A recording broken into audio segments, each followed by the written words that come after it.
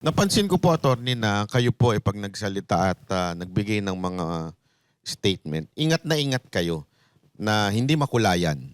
Pero gayon pa man, ang sinasabi ni Trillanes, ito lang na kaninang interview, kayo daw po ay ang inutusan lamang o ang pinaka-head ng kung anumang ginagawa ninyo ay ang mga Duterte. Ano po masasabi nyo dito sa issue na to? Sa buong buhay ko ay hindi ko pa nakakausap si VP Sara. No? Si dating President Duterte, hindi ko alam kung naaalala niya o natatandaan niya ako. Kasi bilang na bilang yung pagsasama namin noong 2016 pa yon. No? Yung mga kapatid ni VP Sara, hindi ko naman sila kilala na personal o nakakausap. No? So hindi ko maintindihan kung saan nanggagaling yung akusasyon na inuutusan ako ng mga Duterte. Kasi daw yung may sinabi si Auntie Claire, nagpapahiwatig siya, yung sumundo sa inyo after the press con. Pwede ba nating sabihin kung saan ba kayo sumakay, saan ba kayo mangkas, sino sumundo sa inyo? Sasakyan si attorney, ang ganda ng sasakyan niya eh. Yung kasi may sundo raw eh. Alam mo kung ano yung sasakyan ni attorney? Jet. Lumanting sa taas eh. Ay, attorney, sino po nagsundo? Humiram po ako ng 2 vans, no? Kasi isa lang yung aking van eh. At 18 ang mga ito.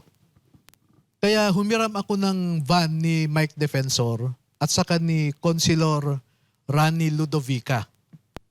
Kasi si Mike Defensor, kinausap ko yan nung nakakausap ko na itong mga sundalo. Kinausap ko si Mike Defensor para magtanong kung ano ang nangyari kay Gutesa. Kasi para may input siya, para I won't commit the mistakes, in quotations, no? I won't commit the mistakes kung bakit ganito ang nangyari kay Gutesa. No? And then, may pangalawa kaming nag-meeting, tinanong ko siya, nakakausap mo ba si Saldico? Kasi nagkasama sila sa Kongreso eh. Sabi niya, may kaibigan ako na nakakausap siya. Pakisabi mo naman kay Saldico na bayaran niya yung last month salary, 13-month pay, and termination pay nung mga ito. So yun yung pangalawa naming pag-uusap. And then mula noon ay nangungumusta siya, kumusta yung mga sundalo, sabi niya. So ina-update ko rin, okay naman, etc. Pero wala siyang detalye na nakukuha sa akin. Kaya nung February 23, nung nag-decide kami na magsagawa ng isang press con, kinausap ko si Ma'am Malu Tikia. No? Ma'am, pwede ka pang mag-arrange ng O sige, bigay ko yung details sa'yo early, sabi niya. And then, tinawagan ko ulit si Mike. Mike, meron ka bang sasakyan na pwede kong mahiram? Sabi. Para saan? Sabi niya, meron lang akong mabait naman siya, so pinahiraman niya ako. Si Rani Ludovica, matagal ko na rin niyang kakilala, kaibigan na taga Quezon City. Nahiraman ko rin ng isang sasakyan, kaya 2 yung vans na nahiram ko. Pero matindi, no? Kasi mayroon kagad silang information tungkol doon sa sasakyan kung saan sumakay. Pero itong mga information na binibigay ng mga Marines na ito, parang hindi naman, Pero wala parang silang balak. nabanggit nyo na may sumusunod kasi sa inyo after nun eh. Oo. Kaya nga, kung saan-saan kaming daan pumasok, dahil nung umalis kami, ako yung una, then yung 2 sasakyan, no? Halatado naman na katulad sa White Plains Road, maluwang yon. Dahan-dahan lang kami, ayaw mag-overtake ng 3 nakamotorsiklo. No? Alam naman natin yung ganong mga tradecraft sa Intel work, no? Pero alam nyo, napaka-honest ni attorney.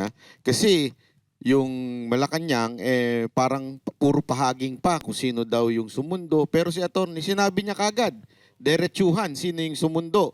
Attorney, ang tanong dito, si Mike ba at saka yung counselor, merong kinalaman dito sa paglabas itong mga to? Alam ba nila ang sasabihin o hindi? Wala po. Wala silang kinalaman sa mga nilalaman ng salaysay nila. Wala silang impluensya kung ano yung nilalaman yan. Zero. Ito meron akong isang tanong, medyo medyo maselan to, attorney. Kasi sinisira din lang naman nila yung kredibilidad ng mga militar, kredibilidad ninyo. 18 to, and sinabi ninyo, inisa-isa nyo silang hinanap. Magastos ito. May nagpondo po ba rito sa inyong pag-aanap sa mga kasama ni Gutesa na ito? Oo. Ako at saka yung asawa ko. Oo. Kasi parang pinalalabas nila, may Ito po, may... diretsyon po, bakit niyo po ito ginagawa? Mas magandang tanong ibalik ko, bakit hindi? Pilipino ako eh. Dapat nating mahalin ang ating bayan, no? Yan din ang tanong sa akin noong PDAF scam eh. Bakit mo ginagawa ito? Baka kumikita ka rito. Sa totoo lang, ako nga ang gumastos eh. Yung pag-photocopy lamang ng mga dokumento doon sa PDAF scam case, 1.2 million pesos yun. Attorney, ang sabi nung iba, baka may pangarap daw kayo na tumakbo, magpakilala, at kaya nyo ginagawa ito.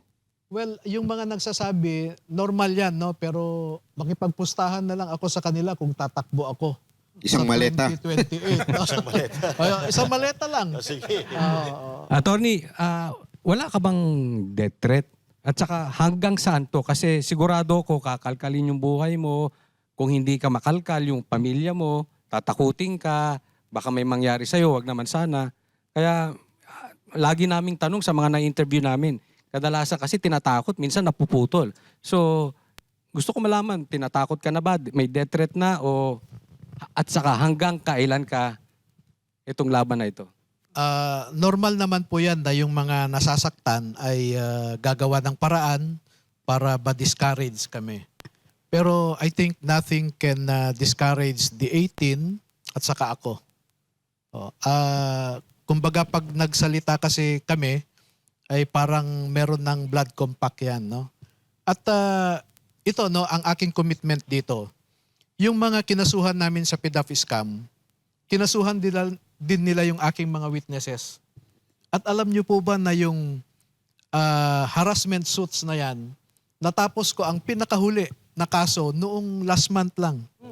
Na-dismiss naman lahat. No? Acquitted yung mga witnesses ko sa lahat ng kaso na sinampa ng mga mambabatas. Doon naman So, tayo, 13 to 26, it's 13 years kong hinaharap ang mga kaso na isinampa sa mga witnesses ko. And the same commitment is given to this great 18 Filipino soldiers. Itong 18 na Filipino soldiers, attorney, puntahan natin yung credibility nila. So currently, wala po silang mga trabaho. May mga pagkakataon ba na humiling sila sa'yo, wala kaming trabaho, sasama kami sa'yo, basta bigyan mo kami ng pera, may mga ganun ba, attorney? Walang dinidemand na pera ang mga ito, pero parang obligasyon ko na tulungan din para hindi magutom ang mga pamilya nila. No? Sabi ko sa kanila, magtiis lang tayo. Dahil mahirap itong ating papasukin talaga. So okay naman sila. Ang importante sa ngayon, meron pa namang nakakain yung kanilang mga pamilya. Attorney, usong-uso ngayon yung AI, kung familiar kayo doon. Kasi maraming post ngayon na lumalabas yung affidavit nga, gawa lang daw po ng AI. So ano pong masasabi nyo dito? Kanina ay in-interview kami ni Jessica Soho kasama yung mga ilang sundalo. At may pinapakita sa akin na, attorney, peke daw yung serial number ng helicopter kasi dito, C-8811. Ma'am, ito ho yung picture ng helicopter, consistent.